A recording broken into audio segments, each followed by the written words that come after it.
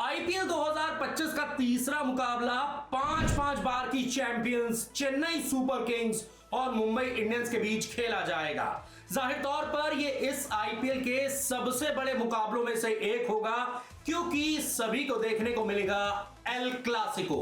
एक तरफ होगी महेंद्र सिंह धोनी की चेन्नई सुपर किंग्स, दूसरी तरफ होगी रोहित शर्मा की मुंबई इंडियंस। अब आप कहेंगे कि ये दोनों कप्तान तो नहीं है। कप्तान तो भले ही ये दोनों नहीं है, लेकिन टीमें तो इन्हीं की हैं और ये दोनों ही हैं आईपीएल के अभी तक के सबसे सफल कप्तान। तो ऐसे में मुंबई इंडियंस और चेन्नई सुपर किंग्स की इस जंग में कैसी होगी दोनों टीमों की प्लेइंग 11, कैसी होनी चाहिए आपकी फैंटेसी 11 और किस खिलाड़ी को बनाए कप्तान, कौन सा खिलाड़ी होना चाहिए आपका वाइस कैप्टन, चेपॉक की पिच किस तरह की रहेगी, पिच का मिजाज किस तरह का रहेगा, सब कुछ आपको मैं इस वीडियो में बताने वाला हूं। तो चलो भाई शुरू करते हैं आईपीएल 2025 के सबसे बड़े मुकाबले के बारे में बात करना। देखिए ये मुकाबला चेन्नई के गढ़ में, चेन्नई के घर में यानी कि चेपॉक के मैदान पर खेला जाएगा। और चेपॉक के मैदान पर अगर हम बात करें तो आंकड़े जो है ना वो मुंबई इंडियंस का साथ देते हैं। अब आप कहेंगे ऐसा कैसे है, तो इन दोनों टीमों के बीच भाई अभी तक चेपॉक में खेले गए हैं 8 मुकाबले और इन 8 में से मुंबई इंडियंस ने 5 मुकाबलों में बाजी मारी है और 3 मुकाबले जीते हैं होम टीम ने यानी कि चेन्नई की टीम ने। तो ऐसे में चेपॉक के मैदान पर मुंबई इंडियंस का पलड़ा भारी है। और अगर इन दोनों टीमों के हेड टू हेड रिकॉर्ड्स की बात करें तो वहां पर भी मुंबई इंडियंस आगे निकल जाती है चेन्नई सुपर किंग्स से। इन दोनों के बीच में अभी तक खेले गए हैं 38 मुकाबले और इन 38 मुकाबलों में से 20 मुकाबलों में बाजी मारी है यहां पर मुंबई इंडियंस की टीम ने और 17 मुकाबले जीते हैं चेन्नई सुपर किंग्स की टीम ने। तो ऐसे में मैदान चाहे चेपॉक का हो या फिर overall head to head records हो, वहां पर मुंबई इंडियंस का पलड़ा भारी है। लेकिन पिछले 10 मैचों की बात करें तो यहां पर Chennai super Kings Mumbai Indians से आगे निकल जाती है, क्योंकि पिछले 10 मैचों में चेन्नई सुपर किंग्स ने 6 मुकाबले जीते हैं और मुंबई इंडियंस ने जीते हैं सिर्फ और सिर्फ 4 मुकाबले। पिछले सीजन में इन दोनों टीमों के बीच एक मुकाबला हुआ था जिसमें चेन्नई सुपर किंग्स ने बाजी मार ली थी। तो ऐसे में अगर आप पिछले 10 मुकाबलों की बात करें तो यहां पर चेन्नई आगे निकलती हुई नजर आ रही है। चलो ये तो बात हो गई आंकड़ों की, लेकिन इस मुकाबले में कैसी रहेगी चेन्नई सुपर किंग्स की प्लेइंग 11, सबसे पहले उसके बारे में बात कर लेते हैं। देखिए जाहिर तौर पर चेन्नई सुपर किंग्स की टीम जो है वो अपने कप्तान ऋतुराज गायकवाड़ के साथ ओपनिंग करेगी। ये खिलाड़ी काफी ज्यादा कंसिस्टेंट रहता है। इसके अलावा मुझे लगता है कि भाई डेविन कॉनवे भी आपको ओपनिंग करते हुए नजर आएंगे। ऐसे में लेफ्ट राइट का ओपनिंग कॉम्बिनेशन जो है वो आपको चेन्नई सुपर किंग्स की टीम के साथ देखने को मिलेगा। इसके अलावा आपको नंबर 3 पर रचिन रविंद्र देखने को मिलेंगे, नंबर 4 पर राहुल त्रिपाठी हो सकते हैं, इनको मेगा ऑक्शन में खरीदा था चेन्नई सुपर किंग्स ने। उसके बाद शिवम दुबे, सैम करन की भी चेन्नई सुपर किंग्स में वापसी हो गई है, वो भी आपको खेलते हुए नजर आएंगे। इसके अलावा रविंद्र जडेजा, एमएस धोनी और इसके बाद आर अश्विन, जी हां आर अश्विन की भी सीएसके की टीम में वापसी हुई है और वो भी आपको प्लेइंग 11 में नजर आएंगे। उसके बाद खलील अहमद और मथीशा पाथिराना। तो ये तो हो गई चेन्नई सुपर किंग्स की प्लेइंग 11। लेकिन अब बात कर लेते हैं इंपैक्ट प्लेयर्स की। अगर भाई देखो बल्लेबाज चाहिए तो विजय शंकर इस टीम में मौजूद है, दीपक हुडा इस टीम में मौजूद है। और अगर आपको गेंदबाजों की जरूरत है, स्पिन गेंदबाज चाहिए तो आपके पास नूर अहमद है। इसके अलावा आपको मीडियम पेसर चाहिए तो आपके पास अंशुल कंबोज नाम का खिलाड़ी भी मौजूद है। तो ये 4 हो गए आपके इंपैक्ट प्लेयर। कंडीशन के हिसाब से, सिचुएशन के हिसाब से आप इन इंपैक्ट प्लेयर्स में से किसी एक को पिक कर सकते हैं। तो ऐसे में ये 4 इंपैक्ट प्लेयर हो गए। चलो ये तो बात हो गई भाई चेन्नई सुपर किंग्स की प्लेइंग 11 किस तरह की रहेगी। अब बात कर लेते हैं जरा चेपॉक के मैदान की। देखिए ये पहला मुकाबला होगा इस मैदान पर, तो ऐसे में विकेट जो है ना वो स्पिनर्स को बहुत ज्यादा असिस्ट नहीं करेगा और ड्यू फैक्टर जाहिर तौर पर समंदर के काफी करीब है ये मैदान। तो ऐसे में ड्यू फैक्टर एक अहम किरदार निभाएगा। यहां पर दोनों कप्तान जो भी टॉस जीतेंगे उनके जहन में ड्यू फैक्टर जरूर रहने वाला है। और मैं आपको बता दूं कि भाई यहां पर मुंबई इंडियंस के 2 बड़े खिलाड़ी जो है वो नहीं खेलेंगे। एक तो हार्दिक पांड्या भी नहीं खेलेंगे, दूसरा जसप्रीत बुमराह पहले ही इंजरी की वजह से इनिशियल कुछ मैचों से बाहर हो गए हैं और हार्दिक पांड्या पर पिछले सीजन में स्लो ओवर रेट का बैन लगा था, इसीलिए वो पहला मैच मिस करने वाले हैं। तो मुंबई इंडियंस को ऑलरेडी इस सीजन के पहले मैच से पहले ही 2 झटके लग चुके हैं। तो चलो अब बात हो रही है मुंबई इंडियंस की, तो मुंबई इंडियंस की भी बात करेंगे, लेकिन पहले मैं आपको पिच रिपोर्ट बता दूं कि भाई किस तरह की पिच रहेगी। जैसा मैंने आपको बताया कि भाई स्पिनर्स को बहुत ज्यादा असिस्टेंस नहीं मिलेगा और जो कप्तान टॉस जीतेगा वो पहले गेंदबाजी करना चाहेगा। जाहिर तौर पर समंदर के किनारे ये मैदान है, तो ड्यू फैक्टर एक अहम रोल प्ले करेगा।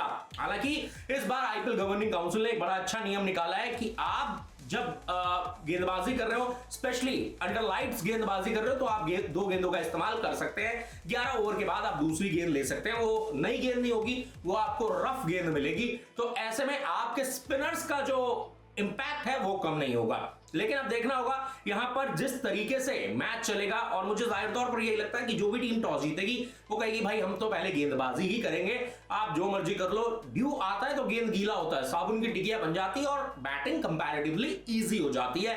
इसीलिए यहां पर जो भी टॉस जीतेगा वो पहले करेगा गेंदबाजी। अब बात कर लेते हैं इस मैदान के आंकड़े क्या कहते हैं। भाई इस मैदान पर 246 रन जो है वो हाईएस्ट टोटल है। जी हां, 246 रन इस मैदान का सर्वाधिक टोटल है। और इसके अलावा अगर हम बात करें सबसे कम टोटल की, तो वो है 70 रनों का। तो ऐसे में यहां पर 246 रन हाईएस्ट बने हैं और 70 रन जो है वो लोएस्ट टोटल है। तो ऐसे में आपको मुझे लगता है भाई फ्रेश विकेट है, गेंद बड़े अच्छे से बल्ले पर आएगी, तो हाई स्कोरिंग रन चेज आपको देखने को मिलेगा, हाई स्कोरिंग गेम आपको देखने को मिलेगा। क्योंकि दोनों ही टीमें बैटिंग पावर हाउस है यार। अगर आप चेन्नई सुपर किंग्स की बात करो तो भाई उनके पास भी एक से बढ़कर एक खिलाड़ी है, और मुंबई इंडियंस तो भाई कमाल करने के लिए, धमाल करने के लिए जानी ही जाती है। और देखो भाई इस बार तो इन्होंने विल जैक्स, रायन रिकल्टन जैसे खिलाड़ियों को शामिल किया है, और उसके अलावा सूर्य तो है ही, तिलक वर्मा भी हैं, रोहित शर्मा भी हैं, नमनधीर जैसे खिलाड़ी भी हैं। तो एकदम पावर हाउस है दोनों टीमें बैटिंग की।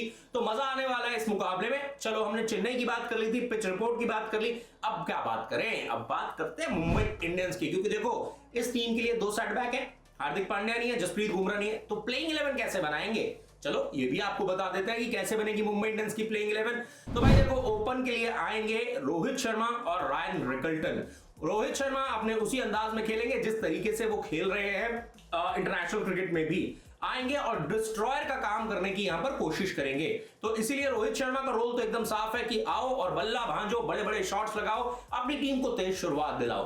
रायन रिकल्टन, इस खिलाड़ी को हल्के में मत लेना भाई, ये भी ताबड़तोड़ बल्लेबाज है, दक्षिण अफ्रीका से आता है और काफी बड़े बड़े शॉट्स लगाता है। तो ऐसे में इन दोनों की ओपनिंग पार्टनरशिप, ये भी लेफ्ट राइट के कॉम्बिनेशन के साथ उतरने वाले हैं। नंबर 3 पर आएंगे सूर्यभाऊ। नंबर 3 पर सूर्यभाऊ आएंगे, मैदान के चारों तरफ शॉट्स लगाएंगे और अपना जलवा दिखाएंगे। उसके बाद तिलक वर्मा, ये खिलाड़ी भी शानदार फॉर्म में, दमदार फॉर्म में, बेहतरीन फॉर्म में, तो इनकी बल्लेबाजी देखने में भी मजा आएगा। लेकिन यहां पर आएगा कहानी में ट्विस्ट, क्योंकि हार्दिक पांड्या नहीं है। तो अब नंबर 5 पर कौन आएगा, तो नंबर 5 पर आएंगे भाई नमनधीर। जी हां, ये खिलाड़ी भी काफी शानदार है, पिछले सीजन में इन्होंने कुछ अच्छी पारियां खेली थी मुंबई इंडियंस के लिए। उसके बाद कॉर्बिन बॉश को ये टीम अपने बेड़े में शामिल करेगी। मिचेल सैंटनर को इन्होंने पिक किया है, चेन्नई सुपर किंग्स के मैदान को भली भांति जानते हैं, पहले सीएसके के लिए ही खेलते थे, तो उनको यहां पर मौका दिया जाएगा। इसके अलावा दीपक चाहर भी पहले चेन्नई सुपर किंग्स की टीम का हिस्सा थे, तो उनको भी यहां पर प्लेइंग 11 में शामिल किया जाएगा। इसके अलावा अर्जुन तेंदुलकर, कर्ण शर्मा और ट्रेंट बोल्ट जो है वो आपको नजर आएंगे मुंबई इंडियंस की प्लेइंग 11 में।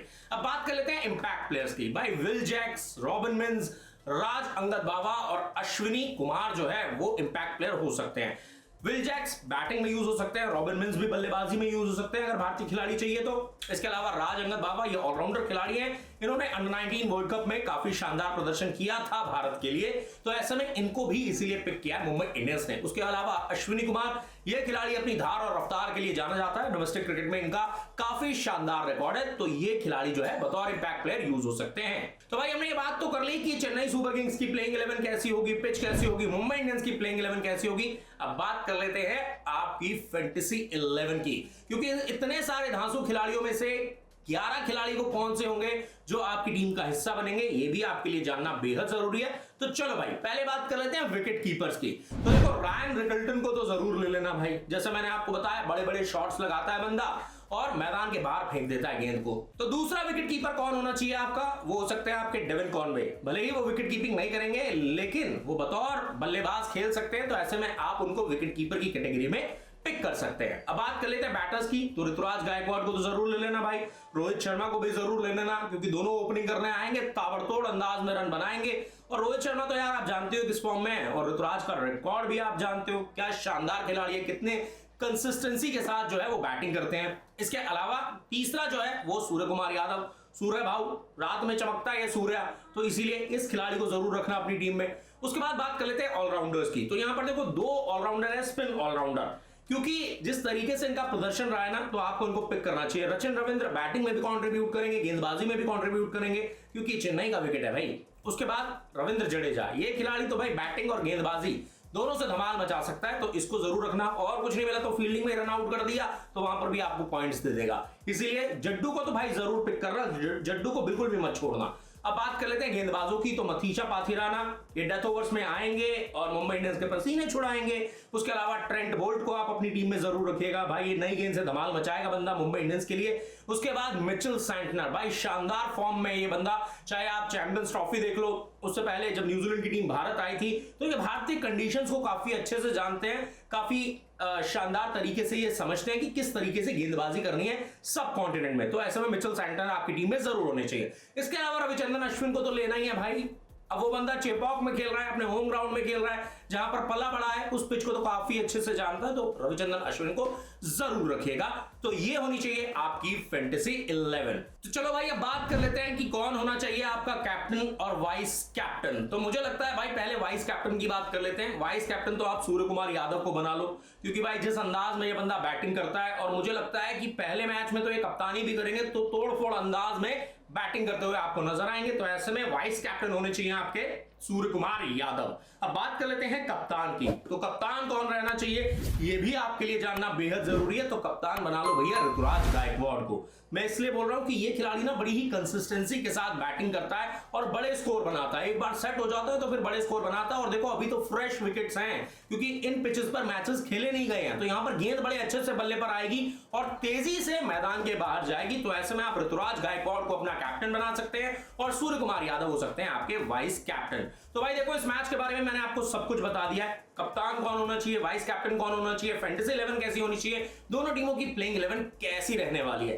तो सब मैंने आपको बता दिया है। लेकिन अब आपको मुझे कुछ बताना है। आपको कमेंट करके यह बताना है कि इन दोनों टीमों में से कौन सी टीम जो है इस मैच की विनर होगी, कौन सी टीम इस मैच को जीतेगी।